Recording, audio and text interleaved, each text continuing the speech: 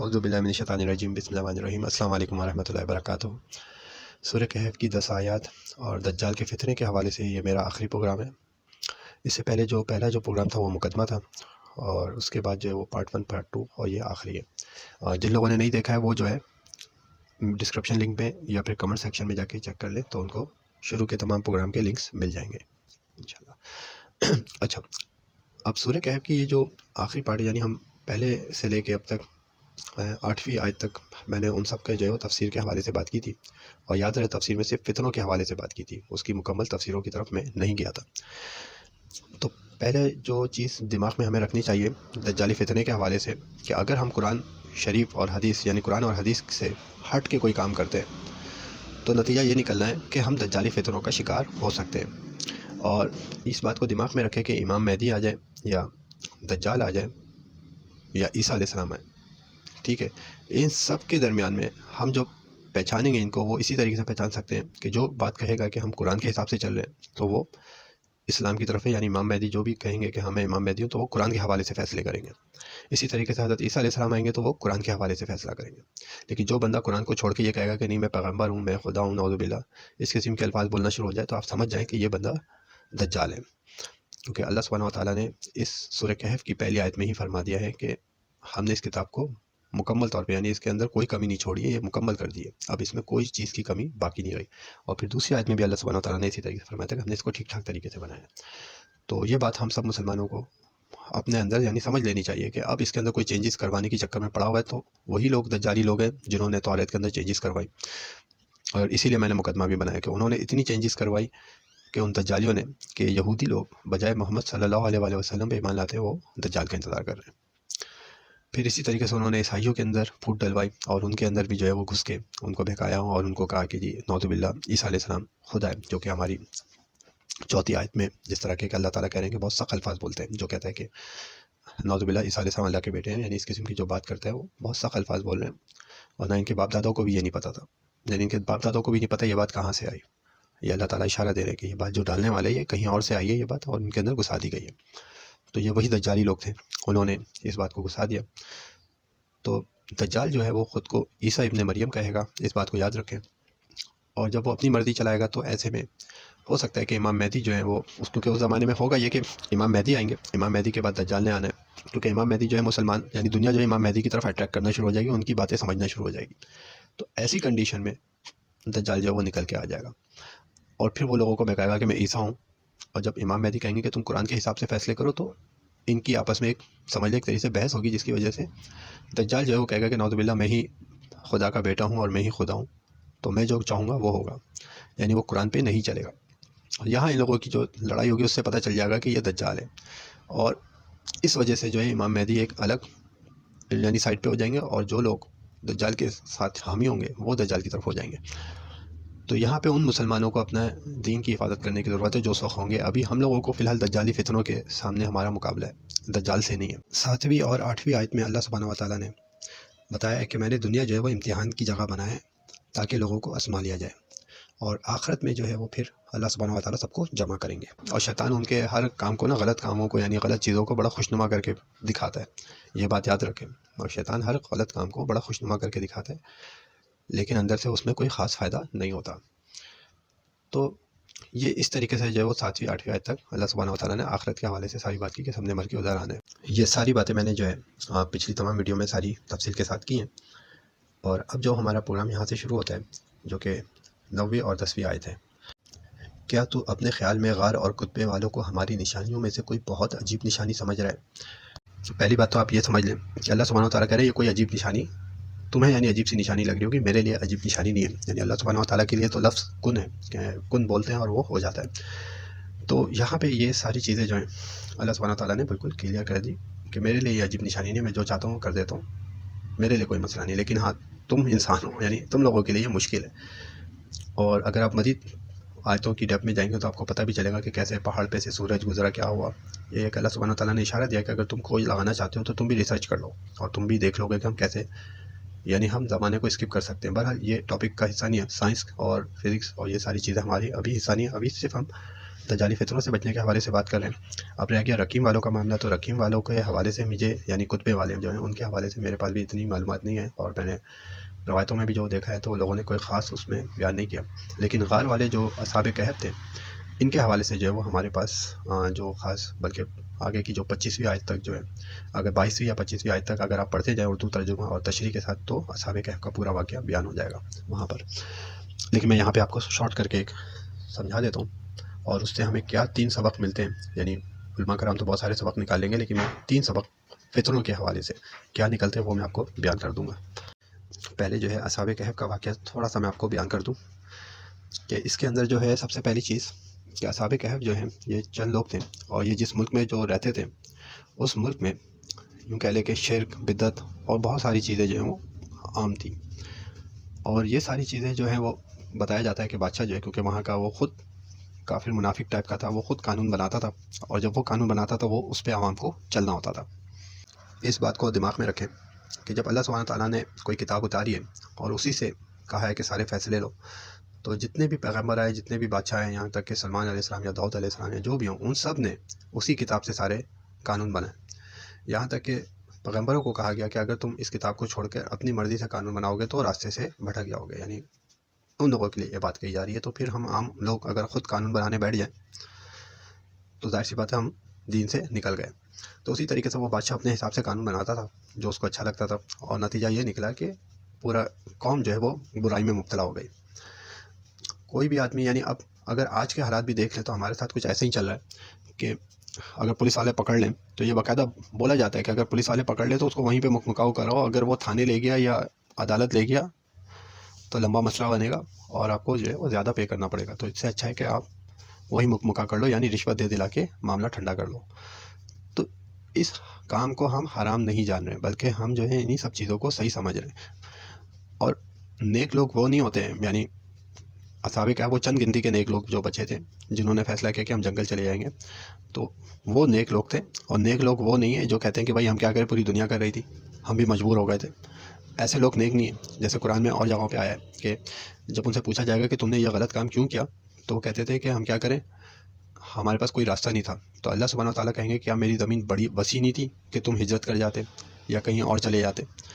तो नेक लोग वो हैं जो अल्लाह सुब्हानहू तआला के हुक्म के मुताबिक चल रहे हैं। और जब बुराइयां सारी आम होती चली जाती हैं, जब हर आदमी गलत करने पे तैयार हो जाता है, जब हर आदमी सोच लेता है कि मैंने दूसरे को लूट के खाना है, यार मैं दो अपने पैसे निकालो पूरे करो अगला जाए भाड़ में, तो जब हम इस तरह की सोच अपना लेते हैं तो हम सब के सब जालिम बन जाते हैं। यानी जिसके हाथ में जितने इख्तियारात हैं वो उतना उसका नाजायज़ फ़ायदा उठा रहा है। तो ये जो सोच है ना, ये आनी शुरू हो जाती है आम इंसानों में भी। जब बादशाह ये कर रहा होता है तो फिर ऊपर से लेकर नीचे तक सब का सब इसी सोच के ऊपर चलना शुरू हो जाते हैं। तो उस ज़माने में ऐसे हालात थे, और ऐसे में जो चंद लोग उठे और उठ के गार की तरफ चले गए। गार में जब पहुँचे तो वहाँ पे वो सोए, और जब वो सोए तो अल्लाह सुब्हानहू तआला ने 300 साल तक उनको सुला के रखा। और जब वो बाहर निकले खाने के घर से, तो वहाँ पे लोगों ने उनको पकड़ लिया कि ये तो बहुत पुराने लोग हैं। और फिर उसके बाद उन लोगों ने कहा कि ये जिस जगह ये लोग रहे थे उसी जगह पे ये इबादतगाह बनाएंगे। यानी पूरा ज़माना जो है वो बदल चुका था। और पहले जो जब ये जा रहे थे गार में तब तो मुनाफिकीन थे, कुफार थे, लेकिन जब ये 300 साल के बाद वापस आए उसी इलाके में तो पता चला कि लोग जो है वो दीनदार हो गए। तो इस पूरे वाक़ये से अल्लाह सुब्हानहू तआला ने बताया है, यानी एक तो अपनी कुदरत दिखाई है कि मेरे लिए ये सारे काम मुश्किल नहीं है। लोग समझते हैं कि मुश्किल है, लेकिन मेरे लिए कोई काम मुश्किल नहीं है। दूसरी जो वाक़या जो हुआ है, अब इससे हमें 3 सबक मिल रहा है, इसको समझने की ज़रूरत है। यानी अगर फितरों के हवाले से देखा जाए तो 3 सबक मिलता है जिसको हमें समझना चाहिए। पहला ये कि फितना कैसे फैलता है। फितना ऐसे फैलता है कि अगर हुक्मरानी यानी हुकूमत किसी मुनाफिक, काफिर या अय्याश पसंद आदमी के हाथ में दे दी जाए तो वो पूरी कौम का सत्यानाश मार देता है। और वो इस किस्म के कानून बना लेता है कि जिसकी वजह से लोग भी गलत काम करने को बुरा नहीं समझते, यानी वो भी उस काम को करना शुरू कर देते हैं और फिर करते करते पूरा माशरा ख़राब हो जाता है। यहाँ पे इस बात को याद रखें कि जो कुफ़ार हैं उनके लिए तो यह है कि अगर वहाँ पे कोई नेक दिल बादशाह आ जाए और जो भी नेक कानून बनाए और जो भी यानी नेकी का काम करेगा तो वो सारे लोग फलेंगे फूलेंगे और मज़ीद तरक्की करेंगे। क्योंकि अल्लाह सुब्हानहू तआला ने फरमाया कि कुफ़ार का मामला ऐसा है कि वो जो भी अच्छे काम करेंगे अल्लाह सुब्हानहू तआला वो सब कुछ उनको दुनिया में ही दे देंगे, यानी उन सब का बदला उनको दुनिया में मिल जाएगा, ताकि क़यामत के बाद वो ये ना कहें कि हमें दुनिया में भी तकलीफ थी और यहाँ पे भी हमें जहन्नम में डाला जा रहा है। तो अल्लाह सुब्हानहू तआला कहते हैं कि हम ऐसे यानी कुफ़ार लोगों को हम दुनिया में ही सब कुछ अता कर देंगे, उनके लिए दुनिया ही जन्नत जैसी बना देंगे। تو یہ کفار کے حوالے سے یہ بات آتی ہے. مسلمانوں کے حوالے سے جو بات آتی ہے اس کو تھوڑا دماغ میں رکھنا ضروری ہے کہ اگر مسلمان حکمران ہیں اور وہ قرآن اور حدیث کے مطابق نہیں چل رہا تو اس کے اوپر پھر سزا آ جاتی ہے. یعنی وہ بھلے مسلمان ہو، نیک ہو، سب کچھ اچھے طریقے سے کر رہا ہو، لیکن قرآن اور حدیث کے مطابق نہیں کر رہا تو پھر اللہ سبحانہ و تعالیٰ کہتے ہیں کہ پھر میرے لیے کوئی مسئلہ نہیں، میں تمہارے اوپر دوسری قوم لے آؤں گا جو تم سے زیادہ اچھی ہوگی، جو تم سے زیادہ نیک ہوگی، جن سے میں محبت کرتا ہوں گا، وہ مجھ سے محبت کرتی ہوگی، وہ نرم دل ہوں گے مسلمانوں کے لیے. یعنی جب حکومت کریں گے تو نرم دل ہوں گے مسلمانوں کے لیے. مسلمان یہ نہیں ہوتا کہ جو چوری کر رہا ہو، ڈکیتی کر رہا ہو، وہ نرم دل ہوں گے. یعنی ایسی پالیسیاں بنائیں گے، ایسے قانون بنائیں گے جیسے حضرت عمر رضی اللہ عنہ نے کہا کہ جی جو بیوہ ہے، جو بوڑھے لوگ ہیں، یا کیا کہتے ہیں ان لوگوں کے لیے جو ہے وہ آسانیاں پیدا کی کہ نہیں ان کے بیت المال سے خرچہ ملے گا ان لوگوں کو. تو اس طرح کی پالیسی بنائیں گے. یعنی جو مسلمان لوگ ہیں ان لوگوں کے لیے اچھی قانون بنائیں گے. اور جو لوگ منافق ہیں اب اور جو کفار ہیں، بارڈر کے اوپر اگر کوئی کفار آ رہا ہوگا تو اس کے اوپر لڑ بھی جائیں گے، اور اگر مسلمانوں پہ انہوں نے کہیں پہ حملہ بھی کیا تو وہ اس کو چھڑا لیں گے اور جہاد کریں گے. تو اس طریقے سے اللہ سبحانہ و تعالیٰ نے فرمایا سورہ مائدہ میں. اچھا، اس کے بعد جو ہے یہ اللہ سبحانہ و تعالیٰ نے طریقہ ایک بتایا کہ ہم جو ہے اگر مسلمان، یعنی اس سے یہ پتہ چلتا ہے کہ اگر مسلمان قوم قرآن اور حدیث کو چھوڑ کے اپنی مرضی سے فیصلے کرنے لگ جائے تو اللہ سبحانہ و تعالیٰ ایسی قوم کو تباہ و برباد کر دیتے ہیں. اور یہ اس وجہ سے میں کہہ رہا ہوں کہ اس میں لکھا ہوا ہے اے ایمان والو، تم میں سے جو شخص اپنے دین سے پھر جائے. تو دین کا مطلب نماز، روزہ، زکوٰۃ، حج یہ نہیں ہے، بلکہ اس کے اندر پورا کا پورا اسلام شامل ہے. جیسا کہ نبی کریم صلی اللہ علیہ وسلم نے باقاعدہ دوسرے ملکوں کے بادشاہوں کو خط لکھا، پھر انہوں نے فتح مکہ کے بعد دوسرے علاقوں کے لوگوں کو لکھا کہ یا تو اللہ اس کے رسول پہ ایمان لے آؤ، دوسری صورت یا تو ہمارے ساتھ جو ہے کوئی معاہدہ کر لو، اور تیسری صورت بتائی کہ یا تو جنگ ہے.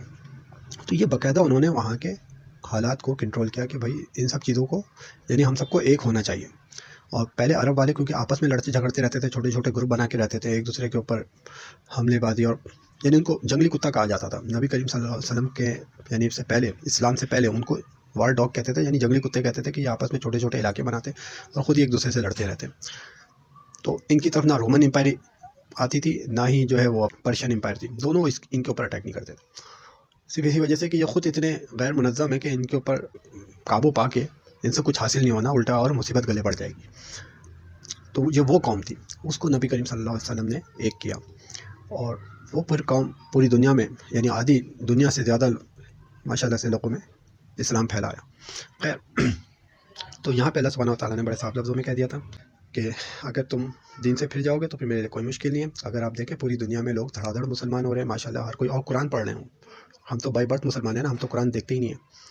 ہم نے عربی میں پڑھ لیا، بس ختم ہو گئی بات. لیکن وہ قرآن کو ترجمے کے ساتھ پڑھ رہے ہیں، اس کی تشریح پڑھ رہے ہیں، اس کو سمجھ رہے ہیں. اب کیا ہے کہ وہ اس کے بارے میں ایک یعنی وہ رکھتے ہیں کہ اگر ہمارے قرآن میں یہ سب کچھ لکھا ہوا ہے تو پھر یہ سارے جو کیا کہتے ہیں مسلمان ہیں، یہ کیوں نہیں اب تک اس طرح کا اسلام دکھا رہے ہیں. تو جب مجھ سے کسی نے پوچھا، میں نے ان کو بتایا کہ دیکھو یہ آیت دکھا دی. میں نے کہا کہ دیکھو یہ ہونے والا ہے، یہ آنے والے وقتوں میں 15 20 30 سالوں میں ہو سکتا ہے ایسا ہو جائے گا. آپ دیکھو گے کہ ہم سب کو مٹا دیا جائے گا، ہمارے اوپر مسلط ہو گئے دوسری قومیں، اور ہو سکتا ہے کہ تم ان کے ذریعے آؤ اور تم ان لوگوں کو بتاؤ کہ دیکھو یہ اسلام ہے، اور وہ لوگ تمہارا آئیڈیا کو پسند کریں گے پھر، اور خود مسلمان ہو جائے گے. وہ یہ ہوتا رہتا ہے، یہ اس طریقے سے چلتا رہتا ہے. جب مسلمان ایک دم اپنے مست ہو جاتے ہیں نا تو اللہ تعالیٰ اس پورے مسلمان قوم کو بھی اڑا دیتے ہیں اور دوسرے مسلمانوں کو ان کے اوپر حاکم بنا دیتے ہیں جو ان سے زیادہ اچھے ہوتے ہیں، بہتر ہوتے ہیں. ابھی چل رہا ہے ارطغرل، غازی عثمان وغیرہ، دیکھ رہے ہوں گے آپ لوگ کہ کس طریقے سے جو مسلمان مست ہیں ان کا کیا حال ہو رہا تھا. ایسے ہی ہوتا ہے، یہ اللہ سبحانہ و تعالیٰ کا حساب کتاب ہے. اچھا، میں ان کی سائڈ نہیں ہوں، یہ جو بازاروں میں پھٹ جاتے ہیں یا مسجدوں میں پھٹ جاتے ہیں، ٹھیک ہے، خودکشی حرام ہے. اور یاد رکھیں کہ جب بالکل آخری موقع آ جاتا ہے، جب آدمی کے سامنے یعنی موت سامنے سر پہ نظر آ جاتی ہے، تب ایسے میں کوئی اقدام اٹھاتا ہے. جیسا کہ ایک صحابی کو کہا کہ مجھے اٹھا کے پھینک دو ان دشمنوں کے درمیان میں، اتنے زیادہ ہیں یہ تعداد میں، تو میں شاید کچھ ایسی تلوار گھماؤں کہ یہ لوگ تربتر ہو جائیں اور تم لوگ زور کا جو ہے اٹیک کرنا، تاکہ کیونکہ وہ بالکل آخری اینڈ پہ تھے. وہ ایسا نہیں تھا کہ وہ صحیح سلامت تھے، وہ بالکل آخری اینڈ پہ تھے. کہنے لگے کہ میری تو اب سانسیں زیادہ لمبی چلیں گی نہیں. اس قسم کے ہمیں واقعات ملتے ہیں کہ یعنی وہ بالکل اینڈ پہ جا کے جب مرنے کے قریب تھے تو پھر انہوں نے کہا کہ جو مجھے آگے پھینک دو، تاکہ میں ان کے درمیان جیسے ہی مجھے یعنی اچھال کے پھینک دو، ان کے اوپر میں کود جاؤں گا، جم لگا دوں گا ایک طریقے سے، اور میں ان کے درمیان میں ایسی تلوار گھماؤں گا کہ یہ چاروں طرف بھاگنا شروع ہو جائیں گے اپنے آپ کو بچانے کے لیے. تو وہ دشمنوں کو سمجھ میں بھی نہیں آیا، اور پھر یہاں ادھر مسلمانوں نے جو حملہ کیا تو یہ ایک طریقہ تھا. یا پھر ایک یہ تھا کہ جہاز کے اندر جا رہے تھے اسلحہ وغیرہ لے کے، یعنی تلواریں شلواریں یہ سب لے کے جا رہے تھے بڑی تعداد میں، کشتی کے اندر جا رہے تھے مسلمان لوگ. چاروں طرف سے جو وہ رومن امپائر کی جو کشتیاں تھیں ان لوگوں نے گھیر لیا. یہ بات کا واقعہ ہے. پھر اس وقت جو ہے ان لوگوں نے، مسلمانوں نے کہا کہ اگر یہ سارا سامان، ساز و سامان ان لوگوں کے ہتھے چڑھ گیا تو ہم سب پھنس جائیں گے، اور لڑیں گے تو بھی مر جائیں گے، کیونکہ بہت کم تعداد میں ہم، اور وہ چاروں طرف سے انہوں کی بہت ساری کشتیاں آ رہی ہیں اور وہ بھری ہوئی، اور جب کہ یہ تعداد میں کم تھے. تو انہوں نے کہا کہ یہ کشتی کو ہی تباہ کر دو، یہ کشتی ڈوب جائے گی، بھلے ہم مر جائیں لیکن یہ سامان ان کے ہتھے نہیں چڑھے گا. وہ ایک آخری اینڈ پوائنٹ تھا. اس میں اگر دیکھا جائے تو وہ اگر کشتی پہ ان سے لڑتے تو کتنی دیر لڑتے. یہ ایک آخری پوائنٹ تھا. اسی طریقے سے ہم سنتے ہیں کہ جب ٹینکیں آ رہی تھی تو ہمارے فوج کے نوجوان تھے جو انہوں نے بم باندھ کے لیٹ گئے تھے کہ ٹھیک ہے جان جاتی ہے جائے، لیکن یہ شہر میں گھس گئے تو ہم میں سے کوئی نہیں بچے گا. یہ اینڈ پوائنٹنگ ہوتی ہے. لیکن یہ کہ مسجدوں میں پھٹ جانا، بازاروں میں پھٹ جانا، مسجد میں تو پہلے ہی لوگ مسجد میں نہیں آتے، اور جو بیچارے آ رہے ہیں ان کو بھی تم لوگ اڑا رہے ہو. یہ جو ہے نا، یہ تو یا تو منافقین ہے یا تو عقل کے پیدل ہیں. ان کو دین اسلام کی سمجھ ہی نہیں ہے. اگر دین اسلام کی سمجھ ہوتی، قرآن حدیث پڑھا ہوتا تو ان کو پتہ ہوتا ہے کہ مسلمانوں کے لیے سخت ہونا ہے یا کفار کے لیے سخت ہونا ہے. خیر، اللہ سبحانہ و تعالیٰ ہم سب کو ہدایت دے، ان کو بھی اور ہمیں بھی، آمین. میں سب کے لیے ہدایت مانگتا ہوں، اور ہمیشہ مانگنی چاہیے، اپنے لیے بھی مانگنی چاہیے لوگوں کو. ہمارے یہاں لوگ جو ہیں بڑا اڑ جاتے ہیں. میں ایک صاحب کے ساتھ بات کرتا ہے، اللہ تعالیٰ ہم سب کو ہدایت کریں، آپ اپنے لیے ہدایت مانگیں. میں نے کہا بالکل میں اپنے لیے مانگوں گا یار. اللہ تعالیٰ ہمیشہ انسان کو ہدایت مانگنی چاہیے. اور اگر آپ کو لگتے ہیں آپ پیر کامل ہے تو ماشاءاللہ اچھی بات ہے. تو یہ ہمارے یہاں لوگوں کے یہاں جو اکڑ ہے، یہی اکڑ شیطان کو بھی تھی، یہ یاد رکھیے گا. خیر چھوڑیں، ابھی واقعہ جو چل رہا ہے وہ سلسلہ وہ یہی چل رہا ہے کہ پہلا پوائنٹ تھا کہ اگر، اور اسی میں نے جو ہے نا وہ دوسرا پوائنٹ بھی کور کر دیا تقریباً، دوسرا اور تیسرا بھی، اسی لیے اتنی لمبی بات ہو گئی. پہلا پوائنٹ یہ تھا میرا کہ ہم نے اس واقعے سے ہمیں یہ پتہ چلا کہ اگر حکومت کسی خراب آدمی کے ہاتھ میں آئے گی تو وہ پورے نظام کو، یعنی پورا نظام خراب کر دے گا، اور ایک ایک بندہ جو ہے وہ اس کے لیے بھی حلال کام کرنا مشکل ہو جائے گا. پھر دوسرا پوائنٹ یہ تھا کہ اگر خدا نخواستہ آپ کے سامنے ایسا زمانہ آ جاتا ہے جب آپ کو کہا جا رہا ہوتا ہے کہ آپ حرام کام کرو اور آپ کو زور زبردستی کی جا رہی ہوتی ہے، تو پھر ایسے میں آپ کنارہ کشی اختیار کر لیں. جیسے کہا گیا کہ مسلمانوں کا آخری وقت میں ان کی، یعنی بہترین مال ان کی وہ بھیڑ بکریاں ہوں گی جن کو لے کے وہ جنگل کی طرف چلا جائے گا یا پہاڑوں یا غاروں کی طرف. ایسی کچھ حدیث کا مفہوم ہے کہ مسلمان آخری وقت میں اس طریقے سے اپنی، یعنی صرف اور صرف ایمان بچانے کے لیے. ہاں اگر امام مہدی آ گیا تو امام مہدی سے مل جائے، اور اگر امام مہدی سے نہیں مل سکتے، یعنی سفر فاصلے بہت زیادہ ہیں اور نہیں پہنچ سکتا ان تک، تو پھر وہ ایسے میں پہاڑوں کی طرف رخ کر لیں. اب تیسرا پوائنٹ کے حوالے سے بات کرتے ہیں کہ یعنی پہلا واقعہ تو ہم نے یہ دیکھا اس میں کہ سورہ کہف کہ اصحاب کہف کے زمانہ جو ہے وہ بہت خراب ہو گیا تھا. پھر اس کے بعد دوسرا ہم نے دیکھا کہ وہ اٹھ کے چلے گئے جنگل میں، غاروں میں گئے، 300 سال تک سوئے، اور جب واپس آئے تو جو تھرڈ پوائنٹ جو سامنے آیا وہ یہ آیا کہ وہ زمانہ چینج ہو چکا تھا. جو کفار لوگوں کا زمانہ تھا وہ ختم ہو گیا تھا اور دیندار لوگوں کا زمانہ آ گیا تھا. اب وہ لوگ جو کہتے ہیں نا کہ کون لائے گا اسلام، کہاں سے آئے گا اسلام، تو سمجھ لے اس بات کو کہ اللہ سبحانہ و تعالیٰ کے لیے کوئی مشکل نہیں ہے. اور اللہ تعالیٰ کو چیلنج کرنے سے پہلے 10 دفعہ اپنے گربان میں جھانک لو، تمہاری اوقات کچھ بھی نہیں ہے. یہ ہر انسان کو میں کہہ رہا ہوں جو اس قسم کی بات سوچتا ہے کہ کیسے زمانہ بدلے گا. تو اللہ تعالیٰ نے دکھا دیا کہ بھائی زمانہ میں بدل دیتا ہوں، میرے لیے کوئی مشکل نہیں ہے. تو ہمارے پاس یہ چیز سامنے ہمارے آ رہی ہے کہ 2 طریقے اللہ سبحانہ و تعالیٰ نے بتائے جس سے پورا وہاں کی جو پوری قوم ہے، یعنی پورا ملک ہے، وہ بدل سکتا ہے. پہلی تو یہی ہے کہ اگر آپ سیدھے راستے پہ نہیں آئیں گے تو آپ کے اوپر دوسری قوم کو مسلط کر دیا جائے گا. اور دوسرا راستہ اللہ سبحانہ و تعالیٰ نے جو بتایا وہ یہاں پہ میں آپ کو پڑھ کے بتا رہا ہوں. اس کے پہرے دار انسان کے آگے پیچھے مقرر ہے جو اللہ کے حکم سے اس کی نگہبانی کرتے. تو یہاں پہ اللہ سبحانہ و تعالیٰ نے ایک، کیونکہ پرانی آیتوں پیچھے یعنی جو آیتیں تھیں ان سے سلسلہ چلتا ہوا رہا تھا، پوشیدہ کے حوالے سے، لوگوں کے جو دلوں میں پوشیدہ ہے جو کچھ بھی ہے وہ اس حوالے سے اللہ سبحانہ و تعالیٰ ایک کانٹیکس بیان کرتے ہوئے آئے. اور پھر اس کے بعد اللہ سبحانہ و تعالیٰ نے ایک اور بات کہی جو اب ہم لوگوں کے اوپر اترتی ہے. کسی قوم کی حالت اللہ تعالیٰ نہیں بدلتا جب تک کہ وہ خود اسے نہ بدلیں جو ان کے دلوں میں. اس بات کو اچھی طریقے سے سمجھ لیں آپ کہ اللہ تعالیٰ اس قوم کی حالت نہیں بدلتا جو جب تک کہ وہ خود اسے نہ بدلے جو ان کے دلوں میں، جو ہمارے دلوں میں رچ بس گیا ہے. جیسے یہودیوں کے زمانے میں بچ گیا تھا نا، وہ بچھڑا بس گیا تھا ان کے دل میں. اللہ تعالیٰ وہاں پہ کتاب میں احکامات اتار رہے ہیں اور یہاں یہ بچھڑے کو معبود بنا کے بیٹھے ہیں. تو ہمارے پاس جو اس وقت قرآن کی کتاب موجود ہے، ٹھیک ہے، قرآن کی کتاب میں آیا ہے کہ اللہ اور اس کے رسول کی اطاعت کرو. رسول صلی اللہ علیہ وسلم کی اطاعت کی وجہ سے ہم حدیثوں کو بھی مانتے ہیں. تو یہاں پہ یہ پورا ایک سلسلہ ہے کہ قرآن اور حدیث کے ساتھ مل کے ہم جو ہیں اپنے سارے فیصلے، اپنے سارا قانون بنا سکتے ہیں، اور یہ بن سکتا ہے، اس میں کوئی مشکل نہیں ہے اگر بنانا چاہیں. لیکن بات کیا ہے، ہمارے یہاں لوگوں کے دلوں میں کیا بس گیا ہے؟ یہ الیکشن، جمہوریت، ڈیموکریسی، یہ ہمارے دلوں میں گھس گئی ہے. اس چیز کو سمجھنے کی ضرورت ہے کہ اللہ تعالیٰ کہ جو تمہارے دلوں میں جب تک بدلو گے نہیں، تو ہمارے دلوں میں کیا بس گیا ہے کہ وہ جی ہمارا پارٹی لیڈر آئے گا نا، وہ نہ صرف ہمارے مسئلے حل کر دے گا بلکہ پوری دنیا کے مسئلے حل کر دے گا، سب کو مسلمان کر دے گا، اور قرآن اور حدیث کے مطابق چلے گا. یعنی جو لوگ قرآن اور حدیث کی نفی کر رہے ہیں، کھڑے کھڑے نفی کر رہے ہیں. دیکھیں پرانے زمانے کے علماء کرام کو جو ہے نا وہ ایک دکھایا گیا کہ جی دیکھیں آپ کے علاقے کے لوگوں خود منتخب کریں گے کہ کون بڑا ہے، ٹھیک ہے، اور یہ ڈیموکریسی ہے، یہ جمہوریت ہے.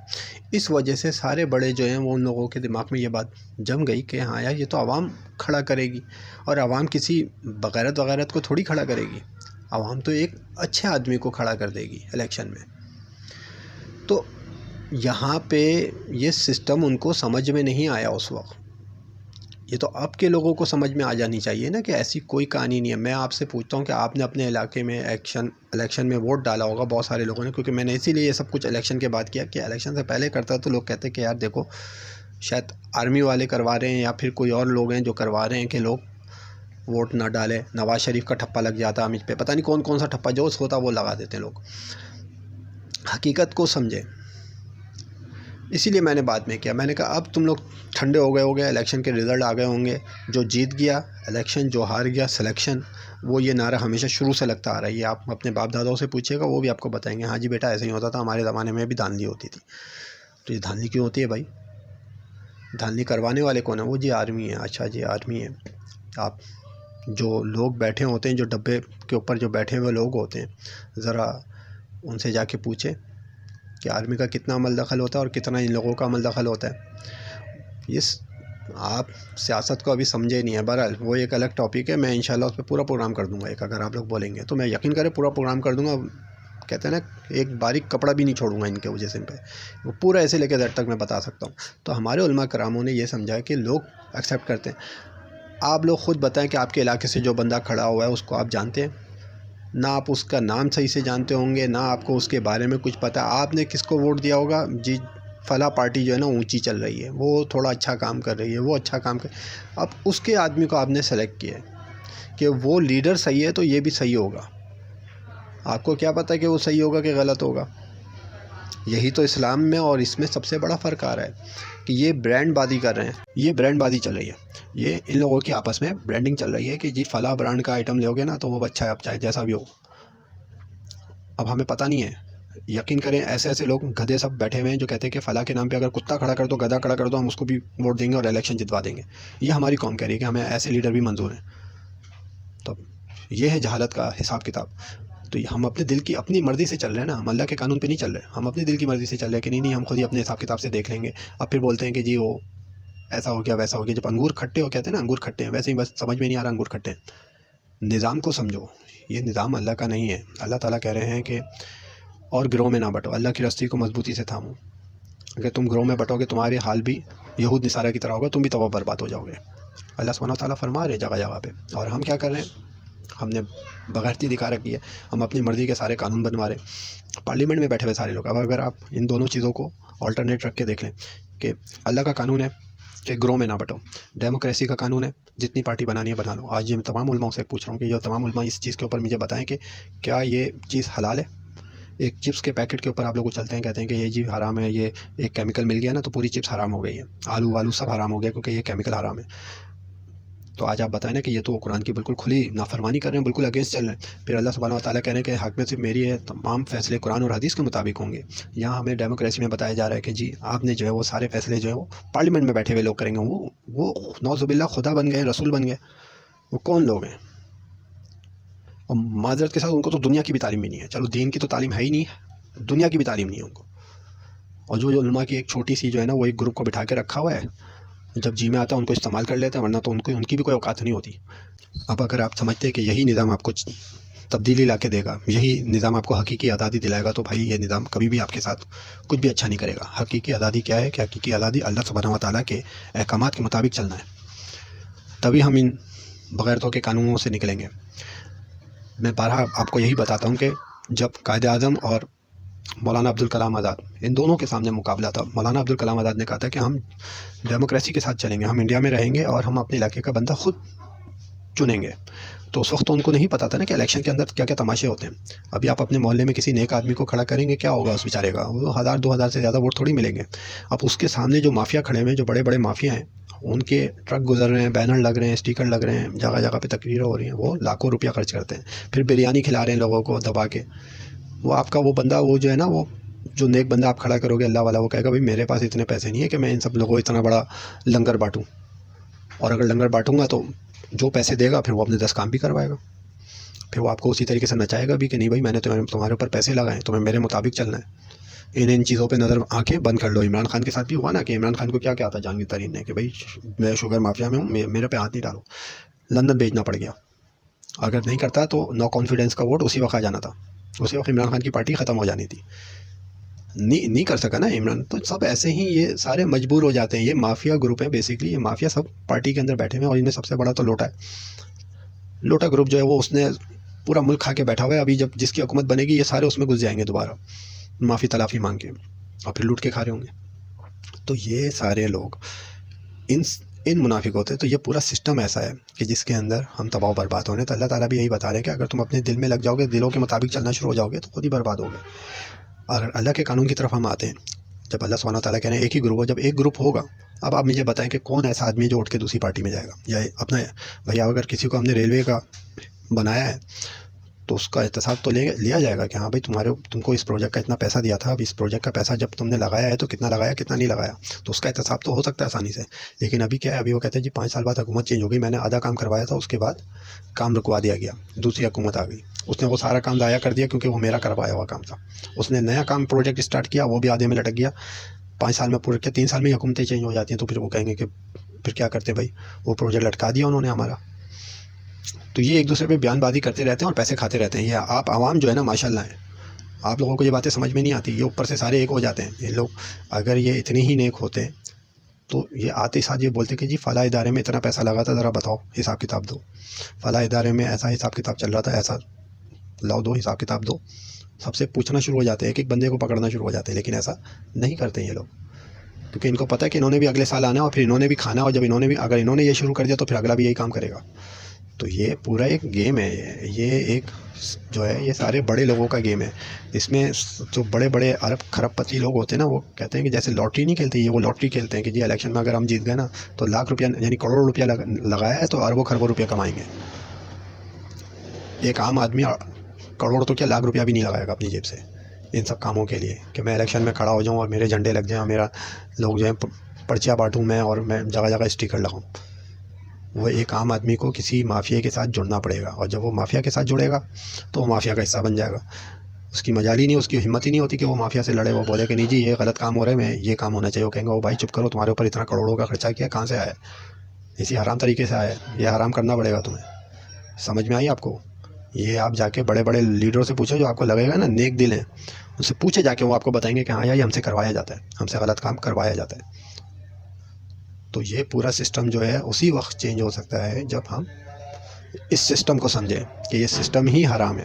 اور اللہ سبحانہ و تعالیٰ یہی بتا رہے ہیں اس چیز میں کہ جو قوم کی حالت یعنی ہم اس وقت تک نہیں بدلتے جب تک کہ وہ خود اسے نہ بدلے جو ان کے دلوں میں، جو آپ ہمارے دلوں میں جب پھنسا ہوا ہے نا ابھی، اس کو نہ بدلیں. پھر اللہ تعالیٰ کہتے ہیں، اللہ تعالیٰ جب کسی قوم کا سزا کا ارادہ کر لیتا ہے تو وہ بدلہ نہیں کرتا.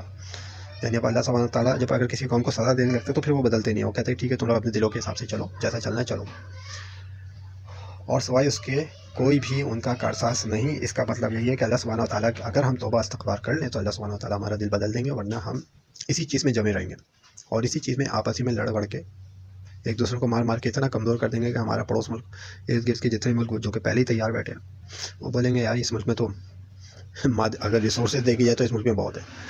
امریکہ کا تو پورا پلان تھا کہ 9/11 کا بہانہ بنا کے پاکستان پہ آ جائے. وہ تو پتہ نہیں کیسے مشرف نے منافقت دکھائی اور کیا دکھایا، کیا کیا ہوا کہ وہ پوری کوشش میں لگے رہے ہیں کہ کسی طریقے سے پاکستان میں گھس جائیں، لیکن گھس نہیں سکے. یہاں تک کہ TLP وغیرہ جیسے گروپ بھی آ گئے جو پاکستان میں ہی فساد کرنا شروع ہو گئے. مرنا تھا تو امریکن ان لوگوں کے اس میں جا کے گھس کے مرتے، ان کو پھاڑتے، شہید ہوتے وہاں پہ جا کے. الٹا ہم ہی سے یعنی ہمارے یہاں مسجدوں میں پھٹ گئے عجیب عجیب بات ہے، سمجھ سے باہر ہے میرے کہ یہ بھائی مسجد والوں نے کیا قصور کیا تمہارا؟ وہ تو کمزور سے مسلمان ہیں لیکن ہے تو نا، ہم لوگ کمزور مسلمان ہیں، بالکل حقیقت ہے کہ ہم کہتے ہیں نا کہ برائی کے یعنی ایمان کے 3 درجے ہیں، کہ اگر کوئی برائی دیکھو تو ہاتھوں سے روکو، ہاتھ سے نہیں روک سکتے ہو تو زبان سے کہو، اور زبان سے نہیں کہہ سکتے ہو تو دل میں برا جانو۔ چلو ایمان کے 2 درجوں میں تو آ رہے ہیں نا، ہم چھوٹے ہی آخری والی درجے میں آ رہے ہیں کہ ٹھیک ہے آ تو رہے ہیں نا، ہمیں سے کچھ بول رہے ہیں، کچھ جو ہے وہ کر رہے ہیں، ہاتھ سے روکنے والی ہمت تو ابھی ہم میں نہیں ہے، اور تم ان کمزور ایمان والوں کو بھی تم مار رہے ہو۔ تو خیر اللہ سبحانہ وتعالی ہم سب کو ہدایت دے، ہم سب کو سیدھا راستہ دکھائے، اور ان تمام چیزوں کو سمجھے کہ جو اصحاب کہف کا زمانہ تھا وہ بالکل خراب تھا، وہ غار میں گئے واپس آئے، زمانہ بدل گیا تھا، تو اللہ سبحانہ وتعالیٰ کہہ رہے کہ ہاں 100 200 300 سال لگتے ہیں، ایک نسلیں ختم ہو رہی ہوتی ہیں، لیکن ہم سب کے لیے دیکھا جائے تو قیامت آ جائے گی جب ہم مر جائیں گے، یعنی جو بندہ مر جاتا ہے وہ قیامت دیکھ لے گا، اس کے اوپر سمجھ لو اسی وقت قیامت آ گئی، کیونکہ توبہ کے دروازے بند ہو گئے اس پہ، اب وہ وہاں حساب کتاب دے گا۔ تو ہمارے دل میں یہ خیال پیدا ہوتا ہے کہ ہم اسلام کے مطابق چل رہے ہیں یا دنیا کے مطابق۔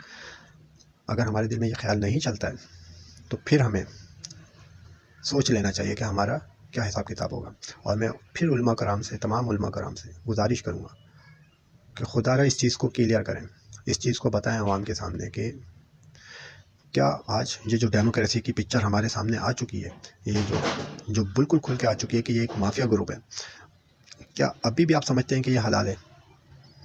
اور اس کے لیے لوگوں کو نہ صرف جمع کریں، اور میں سمجھتا ہوں کہ اس کا ایک چھوٹا سا حل ہے، برٹش کا جوتا برٹش کا سر، یعنی انہی کا جوتا انہی کے سر پہ مارو۔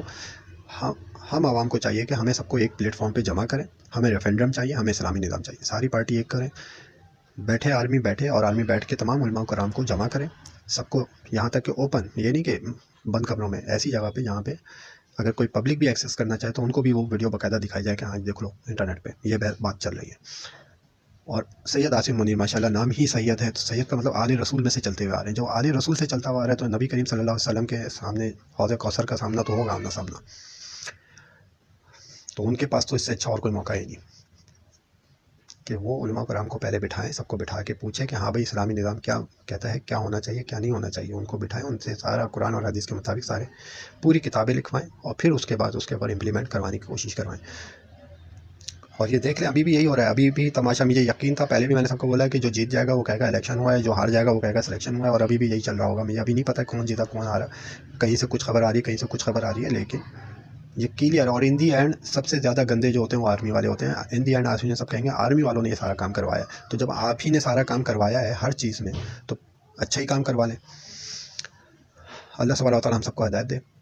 جو میں نے اصحاب کہف کا جو واقعہ بتایا آپ کو، وہ صرف دجال کے فتنوں کے حوالے سے بتایا کہ وہ فتنے کیا ہیں اور ان سے کیسے بچا جائے، یہ ڈیموکریسی بھی ان کے پارٹ آف دی گیم ہے، اسی طریقے سے یہ جو پوری دنیا کا جو اکنامک نظام ہے وہ بھی ان کا ایک گیم ہے، بہرحال اس سے تو ہم نہیں نکل سکتے ابھی، لیکن ہاں ہم اپنے ملک میں ایک ہو سکتے ہیں، ہم اپنے ملک میں اسلامی نظام لا سکتے ہیں، کیونکہ قائد اعظم اور مولانا عبدالکلام آزاد دونوں بیٹھے ہوئے تھے، تو مولانا عبدالکلام آزاد نے کہا تھا کہ ہم ڈیموکریسی کے ساتھ چلیں گے، ٹھیک ہے، ایک ملک انڈیا آزاد ہوا جو وائس نام بیس پہ، کہ وہاں ہندو مسلمان سکھ یہودی عیسائی سب مل کے رہیں گے اور ڈیموکریسی سے چلیں گے۔ دوسرا ملک آزاد ہوا پاکستان، جہاں مسلمان ہندو عیسائی یہودی سب مل کے، اب کوئی بولتا ہے کہ ڈیموکریسی کے مطابق چلیں گے تو پھر تو اس سے بڑا کوئی پاگل نہیں ہوگا، تو پاگل تھے کہ جو ہندوستان سے سارے مسلمان ہجرت کر کے پاکستان آئے اور اتنی شہادتیں دی اور اپنے علاقے چھوڑے، وہ آئے اس لیے تھے کہ یہاں اسلامی نظام آئے گا۔ تو امید ہے کہ اس چیز کے اوپر، کیونکہ میری کسی سے کوئی لڑائی نہیں ہے، میں تو ایک چھوٹا سا طالب علم ہوں، میں تو سیکھ رہا ہوں، خود قرآن کو ابھی خود پڑھ رہا ہوں، سمجھ رہا ہوں، لیکن آپ لوگ جنہوں نے دین کے جو عالم ہیں مفتی ہیں وہ اس بات کو سوچیں، اور خاص کر جو جن لوگوں کے ہاتھ میں پاور ہے ان سے ان کی پاور کا پوچھا جائے گا، تو اللہ سبحانہ وتعالی ہم سب کو سیدھے راستے پہ دکھائے۔